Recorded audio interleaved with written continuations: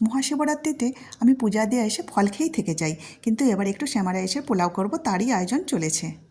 আজকে মহাশিবরাত্রি, তো শিবরাত্রি বিকালে পড়ছে, আমাদের দুপুরে তৈরি করে নিচ্ছি শ্যামা রাইসের পোলাও। এখানে পোলাও তৈরি হচ্ছে, আর পূজা দেওয়ার পরে এই ভোগটা আমরা তখন খাবো। এখন কিন্তু উপবাসী রয়েছি। এদিকে শ্যামা রাইস ভালো করে ধুয়ে জল ঝরাতে দিয়ে দিয়েছি। এখনই আমি পোলাওটা তৈরি করে নিচ্ছি, বিকালে পূজা দিতে যাব তার জন্য।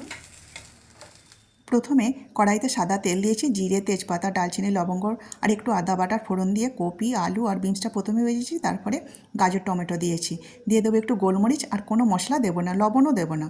এখানে দিয়ে দিলাম শ্যামা রাইসটা, আগে থেকে ধুয়ে রেখেছিলাম, ভালো করে একটু ভেজে নেব।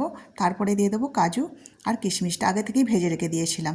দিয়ে দেবো যতটা আমি রাইস নিয়েছি ততটা জল দেবো, এখানে গরম জল দেবো। আমি 1 কাপ রাইস নিয়েছি, এখানে 2 কাপ জল দিয়ে দেবো, গরম জল, আর একটুখানি চিনি দেবো। দিয়ে 10 মিনিট মতো চাপা দিয়ে দেবো। এই পোলাওটা এত তাড়াতাড়ি তৈরি হয়ে যায়, আর খেয়েও কিন্তু পেটটাও ভরে যায়। আপনারা চাইলে এইভাবে ব্রততে এই পোলাওটা তৈরি করে খেতে পারেন।